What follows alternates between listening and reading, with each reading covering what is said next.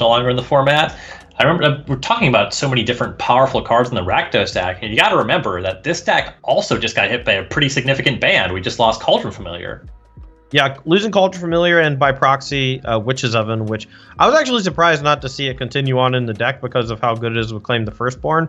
But I think just Village Rites, the card, has just become the go-to replacement for that effect, which is kind of interesting. And honestly, like, it losing Cat is a big deal. I don't want to sugarcoat it, but it's not that big of a deal. A lot of interchangeable and moving parts here. That was the most powerful version. Nobody ever cut that when you could play it, but a lot of the supporting cast were really powerful, and there was a lot of moving parts there. I think the biggest thing about Cat Oven is that it was not really, in my opinion, it was not banned for power purposes. It was banned for being obnoxious and being a time waster. But on top of all of that, it was also banned just because it was really hard to interact with. It would slowly grind you down. It was difficult to attack through. And in essence, maybe that is too good. Maybe that is like something that to worry about when you do go into bannings and things like that. But it didn't have like a meaningful impact on this deck. Like, it was obviously a huge part of the deck, but it kind of functioned like separately from everything else. It's not like you liked sacrificing the cats to your Priest of Forgotten Gods, because sometimes you would just like run out of food. It was like the oven cat was its own engine inside of a sacrifice deck that kind of got the big benefit from Mayhem Devil. Yeah, if you're talking about abstract power level trying to compete with cards like Uro, I agree Cat Oven is not on that level. Right. However, if you get rid of the top of the format and you're starting to try to hack it with the monocolor aggressive decks, that cat was nothing to joke about. That cat colded a lot of games on power level alone. Absolutely. I mean, I wrote an article about 3 or 4 months ago where I suggested we do a Scorched Earth undertaking of the standard format. And this is back when Fires of Invention was still around, and I wanted Cat gone because of all the reasons that you just said. In a world where these like messed up big mana batteries don't exist, you know, a world where Uro doesn't exist, Cat Oven is not just obnoxious, it's incredible and just absolutely ridiculous. Ooh, speaking of absolutely ridiculous, we're about to see an interaction I really like as players are underway and they're winning in here. On turn 3, we see Ross playing the front side of a Kroxa, has a third land for Village Rites. So this is going to generate a lot of value. You're going to see Kai discard a card, and Ross is going to draw 2, and put a card in the graveyard to maybe wake up that Kroxa later. Yeah, the extra card in the graveyard is a big deal. Drawing a couple cards to actually have something to do next turn is even better. You know, if Ross had not drawn that Kroxa, there's a chance that like his next few turns would have been rather lackluster. And now with the Village Rites, you know, his next few turns can really be anything. See Woe Strider also in the graveyard that was tagged by Thought Erasure earlier.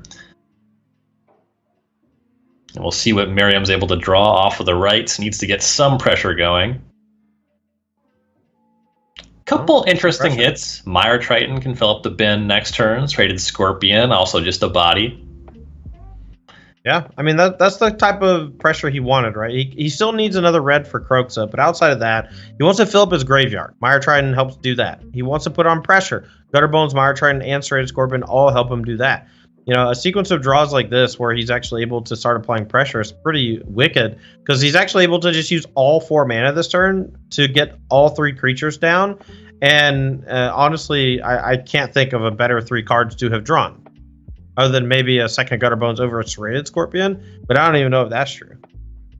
Yeah, it is a solid development here. You see Gutterbones cast and resolves. Here's an attempt on Serrated Scorpion. Kai has 2 Mystical Disputes. Got to think about firing one off at some point. And I imagine we'll see Mire Triton attempted here. Mm-hmm. Though there's been a lot of pausing on the spells. Merriam's actually just going to not allow that window for the dispute. So it's just going to be 1/1 Shark, and we see what Kai can do. I'll play land number 4. There's a Nissa who shakes the world in hand. That one's not online just yet. So we go back to Merriam. And it's going to be interesting to watch Merriam's next couple of turns, after he gave up casting Triton into Dispute in the previous turn. This one might be easy. Could just chalk for the Crypt and play the Triton. Mm-hmm. Yeah, I think there's a lot of different ways you can play this turn. I mean, the cycled Shark Typhoon's kind of throwing a wrench in his plan because that Serrated Scorpion just gets kind of eaten for free. I'm curious if this is if a double block here actually leaves enough food for Kroxa. I don't think that it does. I think Ross is still going to be a little short. The Mire Triton can help for that, but he won't be able to do that this turn. He just doesn't have enough mana. All right, so we see a 2/2 Shark that's going to eat a Scorpion. Gutterbones, it'll trade with the 1/1. We see Scorpion's going to go upstairs. And how does Ross follow up? So he can go Shock, get back Gutterbones, play Mire Triton. That seems like the most efficient use of the mana. Puts enough cards in his graveyard for Kroxa next turn. I like that play. Yeah, it sounds pretty good to me. Ross is going to weigh some other options. It's going to pontificate.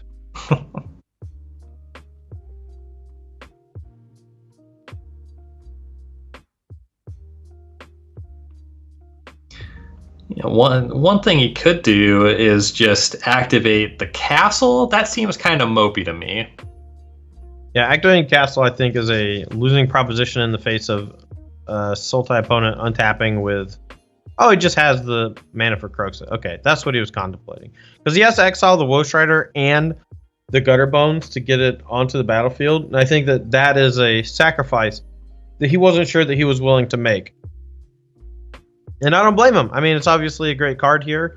It's going to be kind of hard for his opponent to kill it outside of Eliminate, and even that doesn't deal with it permanently. This also applies a lot of pressure to a follow-up Planeswalker on the next turn, which I really like. Kroxa has escaped. Now Ross sees Mystical Dispute discarded. Imagine he was expecting that. Now Narset deployed from Kai, looking for some answer for this Kroxa. There's an Eliminate. That is a very welcome find off of Narset. Yeah, no kidding. You have to imagine that was the card that he wanted to find off of the Narset to protect the Narset from the attack. Because you don't want to just like chump block with a 2/2 Shark here. You know, the attack already makes you discard a card too, which is pretty brutal. You see the action is going to be attempted here on the upkeep because Merriam did have mana up for a potential village rights. Yeah, I like the upkeep play here. I also like to no attack in case of Rankle. Rankle would be pretty brutal here. Yeah, I dig it. Whisper Squad Peel. That's not on the level of Rankle, but there's some real value in that card. There is.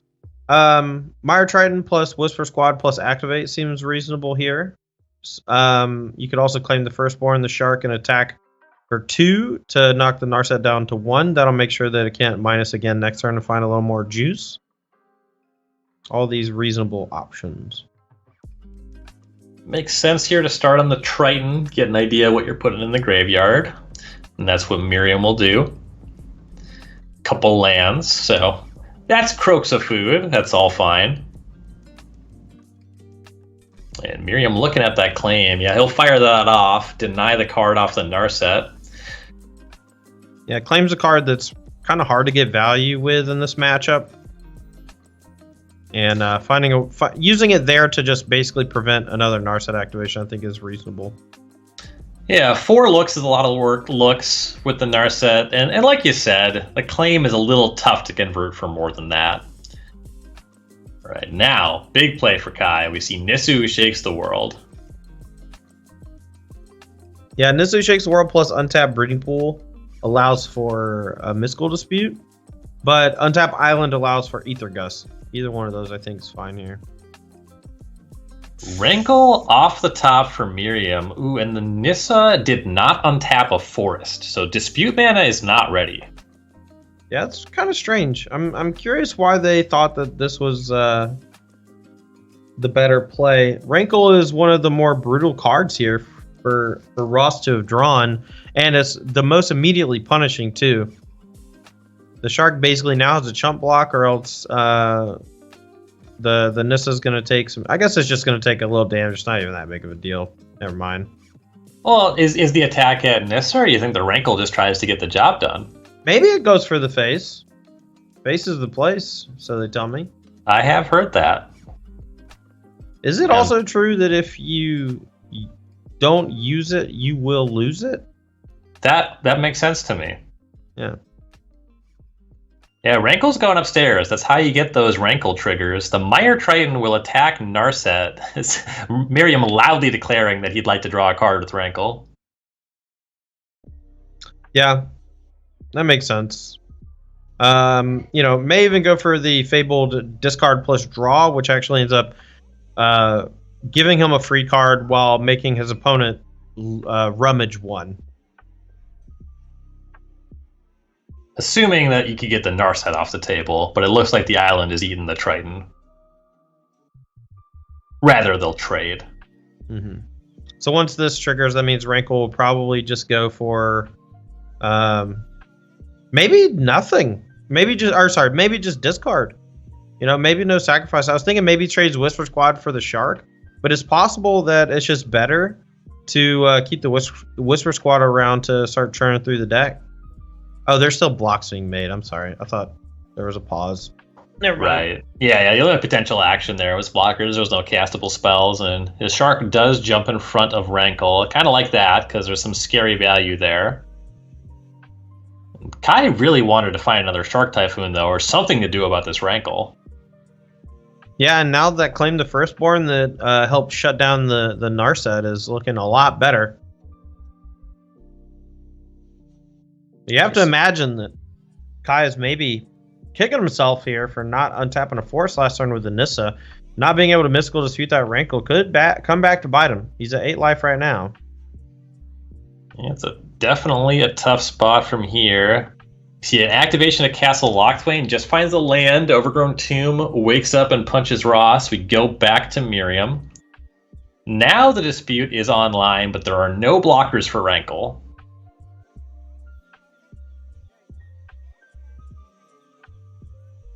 And Rankle going upstairs again.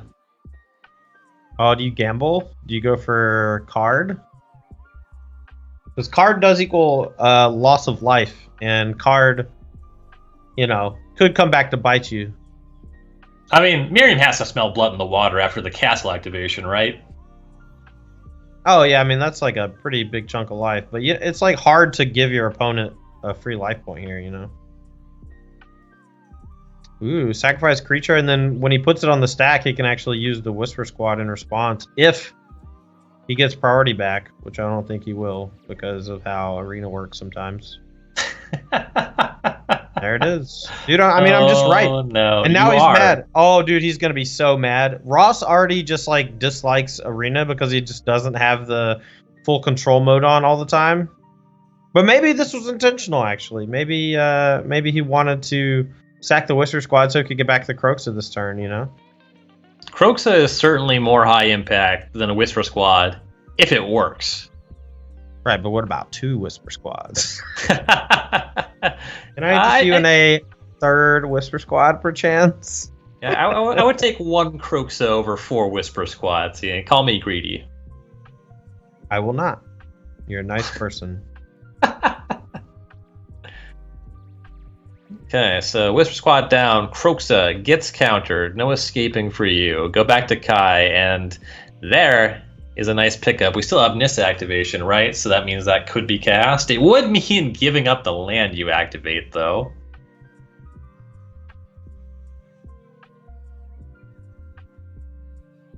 Interesting. Because Kai's actually kind of short on lands now. Yeah, but if you give up a swamp or whatever, that's okay. Next turn, worst case scenario, you can probably just ultimate the Nissa and just go get all the force out of your deck. So I really like untapping the swamp, attacking for 3, and then casting it because you're at such a low life total that if you don't deal with the Rankle now, there's a chance that just random incremental damage kills you if you don't draw a Euro in the next 2 draws. Yeah, makes a lot of sense to me.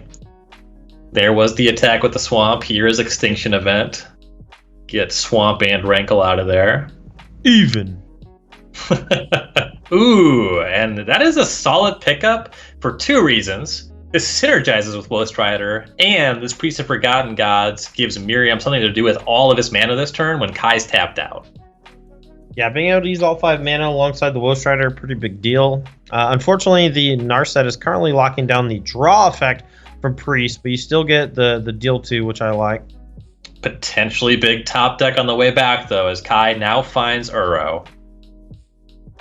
Yeah, I don't think he has enough green mana, actually, to cast it and bring it back from the graveyard. Breeding Pool can tap for...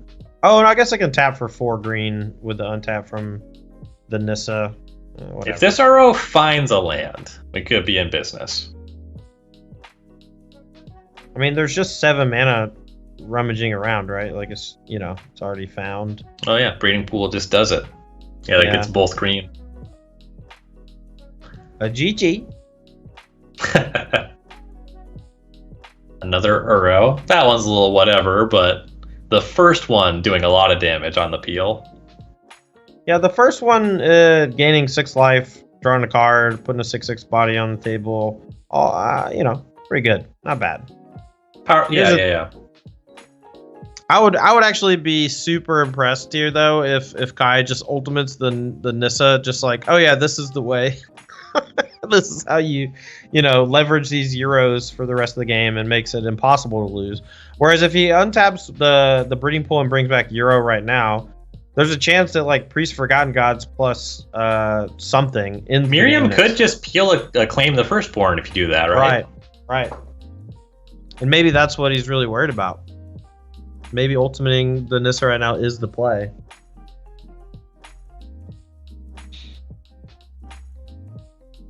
Rope burning down here. Kai's already used a timeout.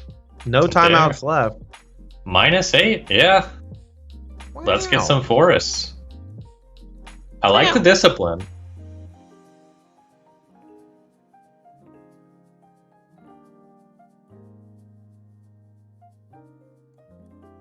Well, let's see if Merriam can deal 8 damage.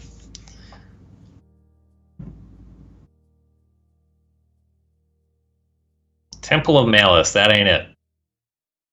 No, but you can just attack for 4. You can draw a card with the castle on your opponent's turn. Or I guess you can main phase and only attack for 3. I like this too, actually. Priest attacks Narset. Ross mutes Kai. Woe Strider comes upstairs. Yeah, now you can play the lane. You can main phase the castle. Draw that Judith. No reason to main phase it, I guess, if you can't cast it. If you want to keep the Judith. I'm assuming that he will want to keep the Judith because it represents a lot of damage next turn, but it also does open him up to Ether Gust, whereas he's currently not vulnerable to it. Yeah, really contemplating this Judith. If you could guarantee that it resolves, very good card to have in conjunction with Woe Strider. Right. Yeah, we're going to park Judith on top, looks like. Oh, we're still thinking, actually. You see that View Browser, View Battlefield button being toggled. Apologies, I didn't mean to rush Ross. Yeah, never rush Ross, because he will always tell you that he doesn't like being rushed. But he'll also regale you with a tale about the time he saw the Utah Jazz play back in 2017. He was just a young man looking for his place in the world. He was going to Jeopardy, he was doing it all. Now he's fighting an uphill battle against one of the best decks in the format, Sultai Ramp, playing for top 8 here. And Judith pushed to the bottom. Shark Typhoon is the pickup for Kai. We know that Uro has been waiting to escape, and it will. You cannot keep that Titan down.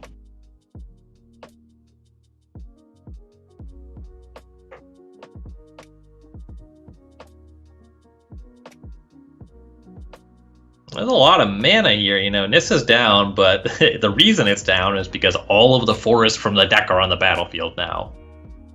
Oh yeah, I mean the Nissa ultimate is pretty powerful. I do it a lot in Pioneer when I'm playing Mono Green Devotion. Because it turns all your forests indestructible and makes it so you draw a spell every turn for the rest of the game. It's pretty awesome. And Standard, you don't see the ultimate as much because the plus is so powerful and it ends the game pretty quickly. But also doubling your mana is just such a huge part of the Sultai ramp decks that when you do get to double your mana, it usually doesn't take long to end the game, and you almost never want to ultimate the Nissa. You really only want to ultimate the Nissa when all of your lands have died that you've plussed on, and you just need more raw lands to actually function for the rest of the game. And sometimes when you cast your Extinction Event and have to kill your own land, that's exactly what happens. Tamiyo, Collector of Tales, pluses, names, and finds negate. That's bad news for Ross. So we see Merriam activate Castle Locthwain, finds a Blood Crypt, that's no help. Gutterbones off the top. I imagine we see the Priest get busy here. Alright, here's a cast of Gutterbones. That resolves. Just want to point out that Ross Merriam is actually playing on a MacBook Pro from that he got for Christmas in 2007. It's really struggling here with the engine of Magic Arena. He's trying. He's trying really hard, though.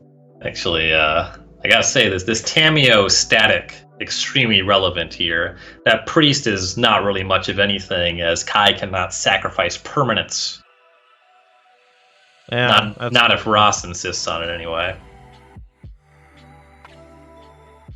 It still deals the 2 life loss, but that's about it.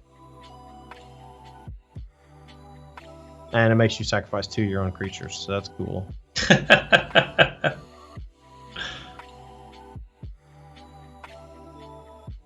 I think my least favorite thing about Tamiyo is when you forget about it for a second and then you Thoughtseize your opponent.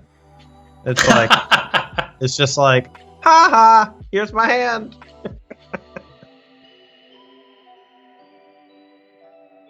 Yeah, Tamiyo's brutal, man. I've definitely not been gotten by this one as much as maybe some other people. The Planeswalker static that always just wrecks me is Narset. Absolutely. Every time I'm like, yes, I drew Opt, cast. No! The moment I do it, too, it's just like I'm in the middle of dragging it. I'm just like, no! And the thing, too, is like a lot of people hate Teferi. Certainly more people, it's more popular to hate Teferi. But at least Teferi is the nature of card that's so warping that it's bannable and, in fact, has been banned in some formats. Whereas Narset is punishing me for doing the things that I like because they're sometimes too good. Like, Narset, I'm just kind of expected to deal with it. Well, yeah, it's like you're getting punished because you're the bad guy. I know. And I'm just like, you know what? Fine. I get it. But also, come on, screw you, buddy. You know?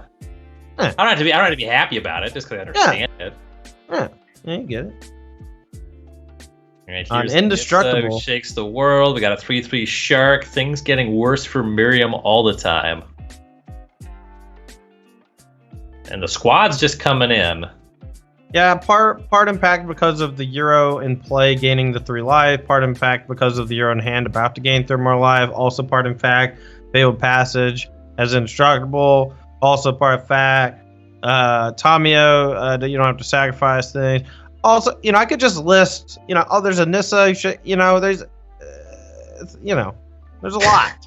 A lot of different things happening. Name a card that's good in the format, by extension is in the deck. And maybe in play, or about to be. Negate Merriam in hand is good protect. Like, there's a lot. Miriam's currently losing to all of them. Yeah, you can't. I mean, it's like, oh, what am I gonna draw? Claim the Firstborn? No, you have the negate is there. It's not gonna help. I'm just imagining Ross telling this story. All right, my opponent had Uro Titan and Nature's Wrath, 3/3 Shark, Fabled Passage with 3+1/+1 counters on it, Nissu Shakes the World, going up to 6, Narset Parter of Veils, Tamiyo Collector of Tales, who had +6, revealing a negate. They controlled 12 lands. All right, and that's just that's setting the stage, right? And then he's just like, and the whole game, it was awesome. I got to rankle, but he would explain what happened on every single turn, and it would take 3 times as long as actually watching the game, which has already gone on for about 15 minutes. And then it would all boil down to screw Tamiyo's static ability. And if I could only activate Priests of Forgotten Gods and make them sacrifice the Uro. Why would I even put any of these cards in my deck? Liliana's Standard Bearer off the top. This is a 2 of in Merriam's deck. Is that the one that draws cards? Draws cards for creatures that died this turn. That's what I thought. And that's not very good against Narset, as the squad will turn their ire on the mighty Planeswalker. That's gonna be let's shove everything at Narset for a turn and see what happens. Oh, it died. Yeah, just a block on the Priest. That means the Standard Bearer is only good for a card, though. Ooh, never mind. Woe Strider can help a little bit on that. All right. That's what we call a combo strategy.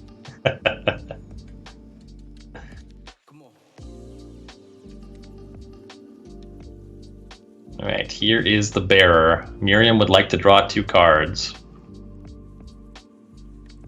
You know when someone says, I hate to be the bearer of bad news?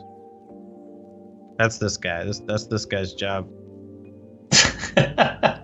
He rolls up, he's the flag bearer. He's just like, look, we're here. It's time to go to war. But I'm just the mess. Don't kill me. I'm not happy about it. Like, I don't like being here. I really enjoy your interpretation of what a Standard Bearer is. They're just the people that hold the flags or whatever for people to follow into battle, I think. Yep, that is correct. Well, but I really like the spin that we're going to war is the bad news. I have some bad news. We're going to war. And you're invited. We're going to war and you're invited. Get in. Going to war.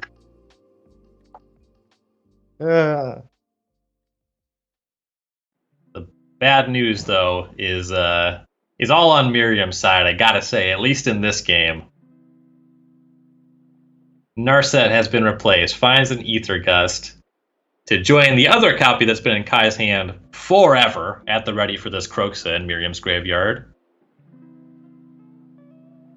Squad's gonna rumble in, I believe, one last time, as this should wrap up game number 1. Eliminate gonna make things a little bit worse for Merriam. Yes, Eliminate. That is the card that sealed the deal here for game number 1. That's the one. There he is. There's that beautiful mug.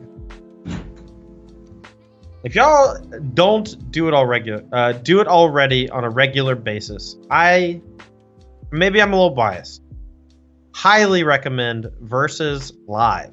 It's on this here channel you're watching right now every Tuesday and Thursday at 1 p.m. Eastern Time, where my good friends, Corey Baumeister and Ross Merriam, play all the formats with all the decks live and in person.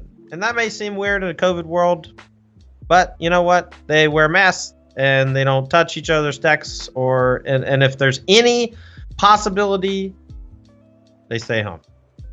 Yeah, definitely safe about it. And the entertainment value, just imagine the same game we just watched, except every game-breaking mythic rare on Kai's side, Corey is just flaunting it, hamming it up.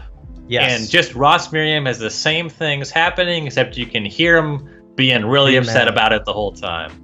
Yeah. It's great. He's like one of the... I mean, he's not like a bad loser, but he's one of the people who will tell you just how unlucky he got. You know what I mean? Like he'll crunch some numbers. Yeah, he'll get out an abacus and he'll tell you just how likely it was that he was gonna win that game, only to be foiled by probability.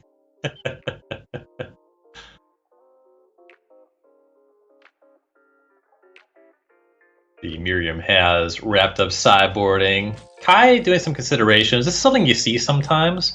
Kind of thinking about the idea of how many mystical disputes could be left in the deck. Because the thing is, you're never going to catch a blue spell, but the escape costs on Kroxa, on Woe Strider, those are pretty high, and you kind of want to counter these spells on the way down. Mystical Dispute on Rankle, also one of the better options for that, because you can't eliminate that one. It looks like 2 disputes ended up in the post-board configuration. We'll see Merriam on the play here for game number 2.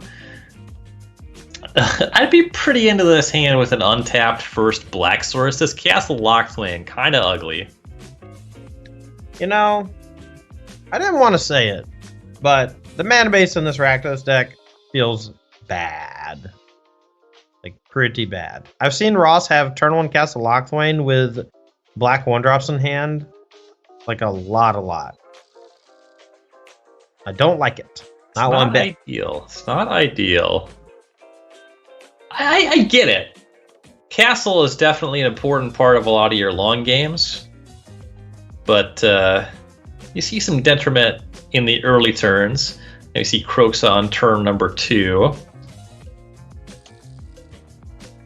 Land discarded by Kai. Kai to 17. Back to Merriam. Misses on land number 3, but can squad up, can play the Whisper Squad, can play the Soul Guide Lantern. We'll see if he wants to play the Lantern. Sometimes you do just want to save that specifically to hit the Uro. And yeah, paid off immediately as Uro is Kai's next play. Yeah, Soul Guide Lantern is one of those cards where, like, you don't just slam it down. Because of the enters the battlefield effect, you usually want to wait a little bit. Oh, here we're seeing the absolute greatest usage ever out of a Whisper Squad, and that is as a warm body to sacrifice.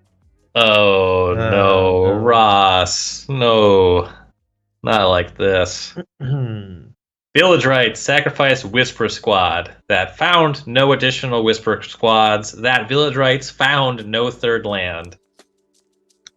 You know, honestly, Ross's whole deal is like the not like this meme. That's just like his whole aura when he plays Magic.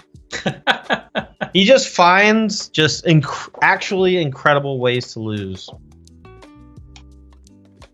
Here is Nissa who shakes the world. Actually, sort of an everyday way to lose when we go forward from here. Land fired up. That's got its sights on Ross. Merriam to 17. Land number 3 shows up. That's Taps the one right Castle there. Lockthwain. One thing though, Merriam does get to Noxious Grasp that Nissa. Yes. Has lanterned away the Uro. And Kai's a little heavy on lands, all lands and extinction events in the hand. See a tapped Watery Grave and a pass of the turn. Now Merriam with a little time to set up. Gutter Bones. Priest of Forgotten Gods. I like this, even and odd. Yeah, varying the casting cost to dodge the E2 extinction. I mean, honestly, for as good as the Sultai ramp deck started just now and how weak Ross's draw has been so far, this game is not even remotely close to unwinnable. You know, like the Ross Merriam story here, if he wants to get back in this game, requires just casting some more stuff, you know, and it's not even like that hard to cast. He just needs a little bit of time. The Sultai Ram deck seems to be flooding just a bit. They've already drawn 9 lands.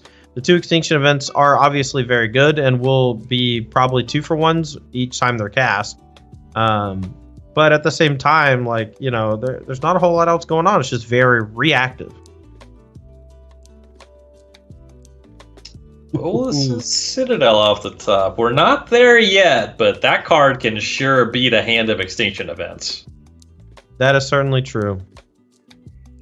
And with Priest of Forgotten Gods, he's actually not that far away from turning on Bolts of Citadel. Now, how he navigates this turn will likely determine whether or not Kai actually goes for an extinction event next turn. And I honestly don't know what like the right play is. It might even just be crack Soul Guide Lantern to draw a card to try to hit like a land drop or something. And then just not casting Heartless Act on the 3/3. But that seems like really counterintuitive and not something that Ross should/might even do. It's just something that if he did not if he did not put any more pressure on the battlefield, there's no reason to extinction event. And but he still wants to keep like some number of creatures on the table. You know what I mean? Right. Yeah, there was a ton of options there. He landed on Village Rites down the Gutter Bones. Doesn't find a land, finds a Kroxa, get one of these cards out of Kai's hand. There'll be a land. Kai to 12. Now Priest of Forgotten Gods hangs back. Another brick for Kai. So even though Ross hasn't been developing great, he's been given a good amount of time.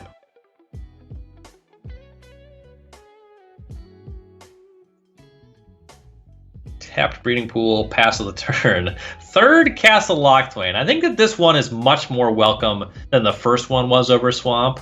Probably a bit more welcome than the second one was.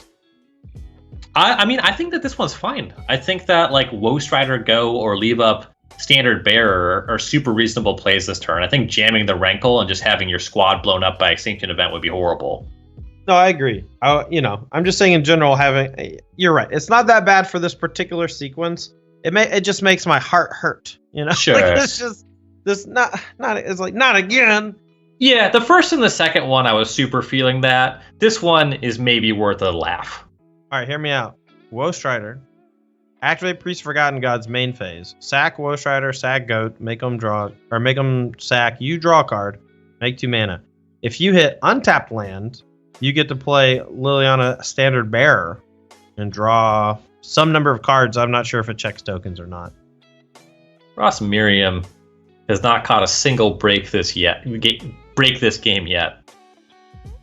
I mean, you say that, but he literally has drawn 2 more lands since his opener.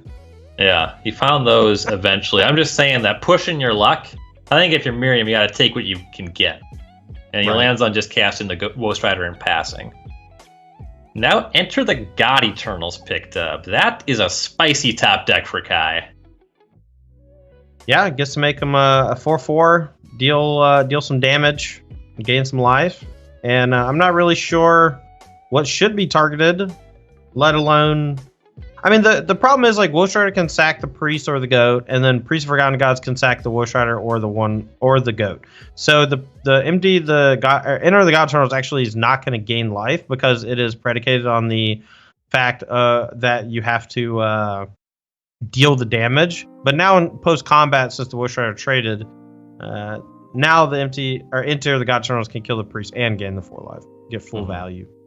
Yeah, and the rest of the card was always working. You see, Woe Strider did trade. Now we see the Enter. Priest is going down, and Ross can't be thrilled about that. Yeah, I was gonna say, and if only you could see the look on Ross's face right now, it would be agony. Like it would be. See a self mill, no Uros for Kai. No second red source for Ross either, so the Croxes, even if they might be turned on, they're not really turned on yet. Oh, what a pick. Oh, it has the Rankle this turn. This is a good turn, actually. Swamp off the top. This is the turn to cast the Rankle. Rankle comes across. Ooh, and you can trade the Goat for the army. I think that's a pretty good trade for Ross. Absolutely. Each player discards a card. Yeah, Ross has 1 million. Then he discards the Bearer or the Heartless Act. If you discard both Citadel, oh my god. He only has 9 life. He discarded the Citadel. I agree. I want that Citadel, but 9 is not a lot of fuel. It's like 4 spells or 5 spells and maybe some lands off the top of your deck. I'm just double checking something real quick. Okay, that is actually a 1 of, which does make it a bit steeper. I'm used to seeing deck lists with a lot of Citadels. Oh yeah, Citadel's been seeing a lot more play recently in Historic and Pioneer because of the aristocrat decks, for lack of a better term. The decks that revolve around sacrificing a bunch of little things for incremental advantage. Kroxa escapes. That's going to take care of Extinction Event after 1 hit the Rankle. Now you see another Extinction Event. But Kai just draws another land. Yeah, and he's out of juice. And this is Ross's big opening to maybe get back in the game. Draws Rankle. Oh, yeah. Oh, yeah.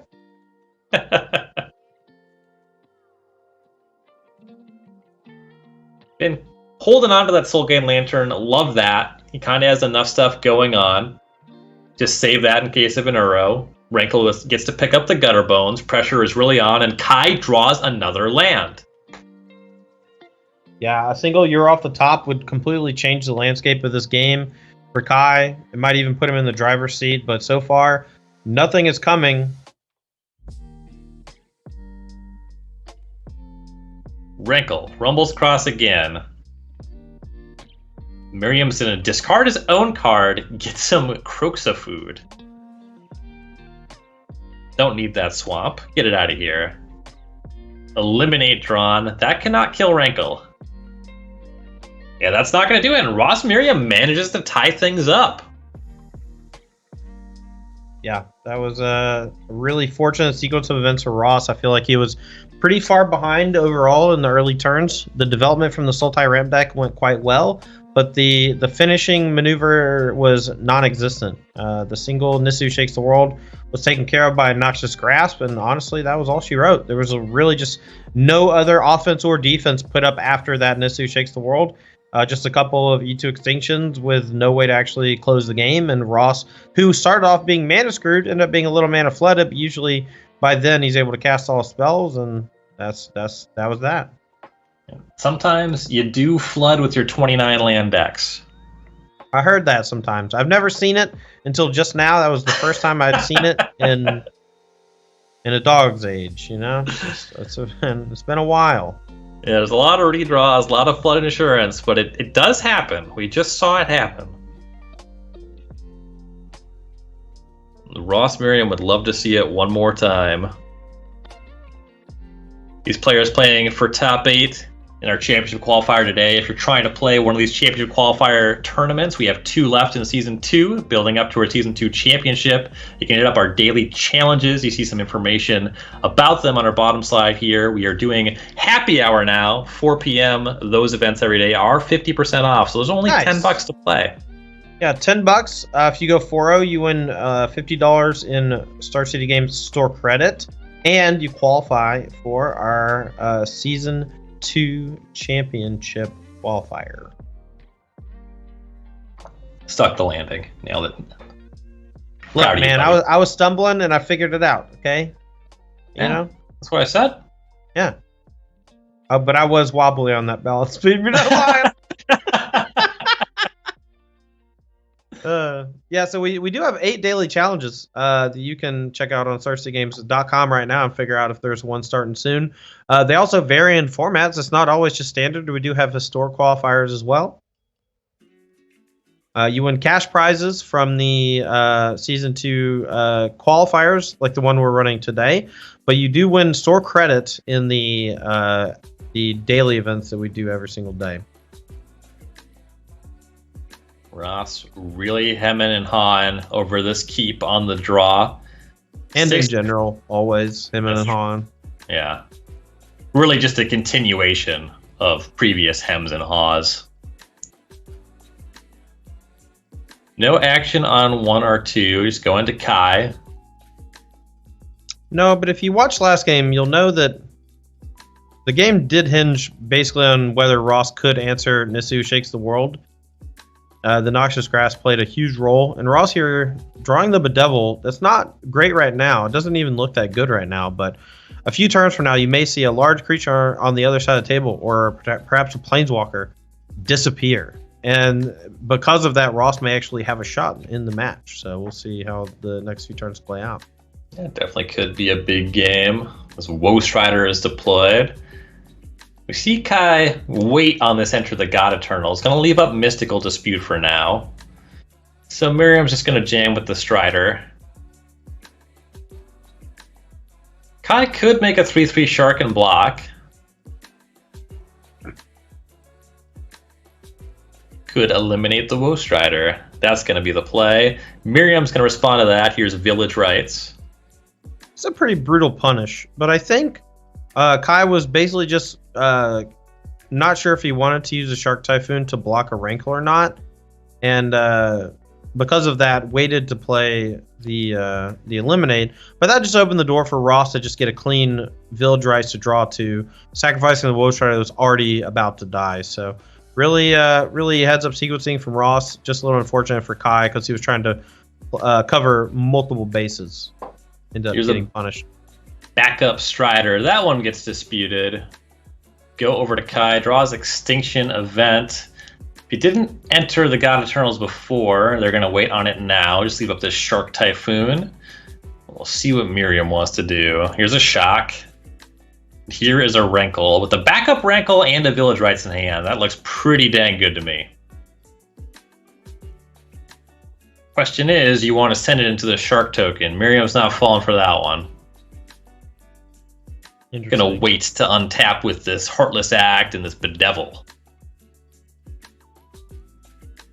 Next few turns are going to get pretty interesting, I think. There's a lot of decisions to be made and a lot of potential avenues that both players can go down. Umehara has the ability to play Empty the God Eternals on the Rankle next turn, and if he does, Ross is going to sack and draw 2 cards, still creates a 4/4, still gets a self-mill, so he pushes more towards unlocking that Euro from the graveyard. But I think the real story will be whether or not Ross uses that Bedevil on this Shark from the Shark Typhoon. 4/4 is pretty large here. 4/4 deployed, and now it's going to attack because that draw that entered the God Eternals, a lot of fun toys to play with for Kai. Enter is going to target Rankle and Village Rites.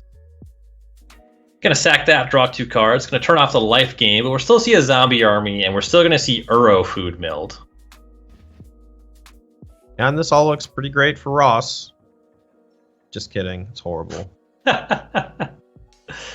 All right, back over to Ross. How do you want to navigate this one?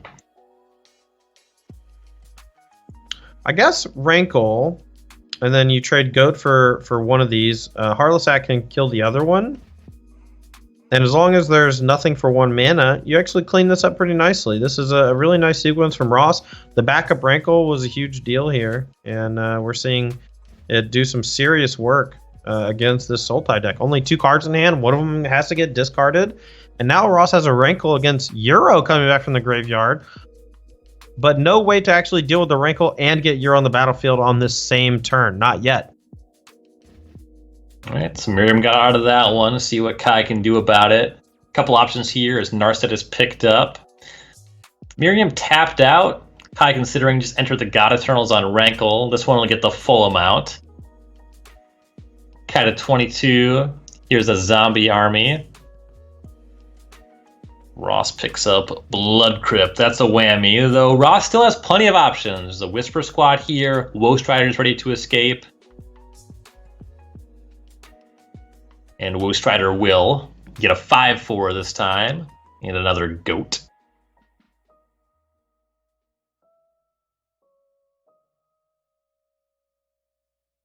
And immediately Village Rites on the Goat. I mean, I like a good 1 mana divination personally. Yeah, I can dig it. Is there something in particular he was drawing to that turn? I forget if he has like Duress or something in his deck after sideboard. Maybe he was looking for just anything to play for 1 mana. Like the Goat is somewhat useless, and just finding something to do with 1 mana seems fine. I know he already had the Whisper Squad. Maybe he was looking for something else. Maybe just wanted that at 6 value. You never know. Possibly didn't want to see it negated. That's true. That too. Or just like even hit with Mystical Dispute because he's we're so late into the game and most of the spells are pretty cheap. Mystical Dispute has very little value at the moment. As we're back over to Kai. Nissa, who shakes the world out the top. Couple options here. Nissa and Narset in hand. Uro in the bin. 7 lands. 4 of them forests. You can do some damage with this hand. So here comes Narset. That'll minus. Kai's going to take a look at the top 4, looking for a non-creature. Finds Mystical Dispute. That's a bit dumpy. Yeah, it was probably just the only pick. I assume, yeah. I'm being told it was between Dispute and Aethergust. 2 lackluster cards here in the matchup and in this scenario. I guess Dispute's the better of the 2 because if Ross doesn't have a land, then it can tag the Woe Strider from the graveyard. Woe Strider and Whisper Squad attacking Narset. Army is going to trade with the Woe Strider. Whisper Squad knocks Narset to 2. See Land and Agonizing Remorse. Kai could dispute this, just attacks Ross's mana. Not worth a lot, but you want to try to protect this Nissa. Gladly pay, because worst case scenario, you can still take the Euro from the graveyard because of Agonizing Remorse's ability. Yeah. So now, and I'm not even sure that that's, like, I think taking Euro is actually still better. Ross agrees. Yeah, now Priest of Forgotten Gods can come down, Bedevil can kill the Nissa who shakes the world. You know, it's looking pretty good. Ross can just use all of his mana every turn because of the escape from Ghost Rider, as well as the activated ability of Whisper Squad. Doesn't have a Castle Lock Lane at the ready yet, though. This could be a big pickup, though, as we see a negate from Kai. Yeah. That stands to protect the Nissa. It's unfortunate for Ross. An excellent pickup from Kai, though. Island rumbles in. Merriam down to 8.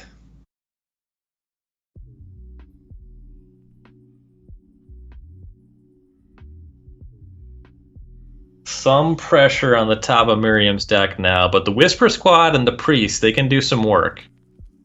And Rankle off the top. Oh my. All right, Merriam looking at starting with Bedevil. Bedevil, target your Nissa. We're going to see negate here. I can't imagine we wouldn't. Yeah, that's pretty unfortunate for Ross, but that means that Kai is actually out of everything. And he can follow this turn with a Rankle here to kill the Narset. That'll make sure that there's no juice found next turn. And next turn, he can also just start chaining Whisper Squads and sacrifice those to the Priest of Forgotten Gods and the Rankle Master of Pranks, so he can actually take care of all of the lands that Nissa creates over the next 2 turns. But I think the big deal for the big draw for playing Rankle here is just killing the Narset to make sure that there's no Extinction Event or anything like that to be found off the top of the deck. Miriam's taking a different line. I think this is pretty interesting. He's escaping Ghost Rider. You know, the Rankle has haste. If Ghost Rider wants to attack, it has to do it this way. And the mana's a little constricted. Kind of a big thing happening here is Ross couldn't activate Whisper Squad, use Priest, get the mana, and draw a card because the Narset would still be there, and that mana would be required to also fit Rankle in. So he's kind of leaving himself with the mana hanging if he goes for the Rankle. And this way, you leave up Priest, you sack the Goat, you lose the Squad, but you get to draw your card. Right. Kai's going to go digging with that Narset. 4 more looks. Drew Heartless Act for turn. Taking a look at what Kai's looking at, finds Extinction Event. Yeah, you can use Extinction Event to clear off the Ghost Rider and the Whisper Squad, exiling them permanently. And then you can use Heartless Act to take care of the Priest of Forgotten Gods. And then you can attack for 6 with the lands. I like this a lot, actually. This is actually really interesting. So Extinction Event is on the stack. Merriam needs to resolve before odd or even are chosen. So there's some options here. Priest of Forgotten Gods going to be activated. Yeah, I think second Goat Whisper Squad's easy. That is the choice. I guess that's another reason not to play Rankle, because you just get absolutely obliterated by Extinction Event. But with no cards in your opponent's hand, the Rankle clearing the Narset means it's very unlikely they're able to continue in the game as it stood. Here's a replacement Whisper Squad. Maybe we'll actually see Merriam activate it. One of these days, maybe. Right, Ghost Rider is exiled. Odd was chosen. Priest still hanging out. Nissa still has an activation. Notably, Merriam on 8. That's about to be 5.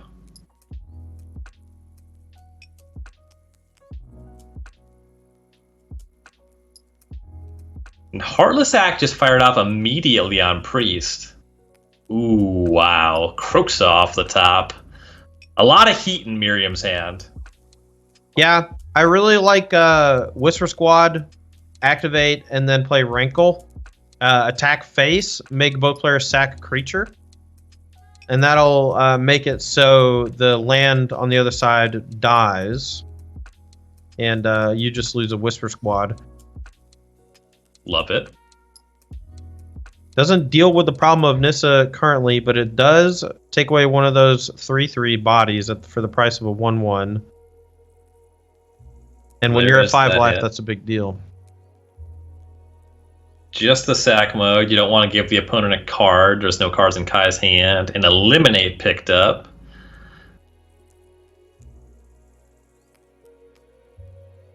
Is there an argument for not hitting the Whisper Squad? Kai's not hearing it. There it goes. This wakes up land. Merriam to 2. Draws Noxious Grasp. Oh, no. I think that actually is enough for the Woe Strider, too. What a outrageous draw. That is massive. Nissa down. Oh, not quite.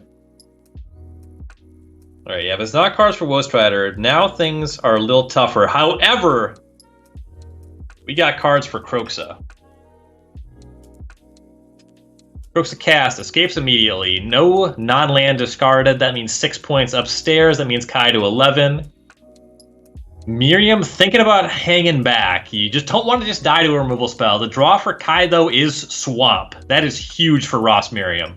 I actually liked Attack with Rankle, and both players sack a creature. And you sack Rankle, and they sack Island.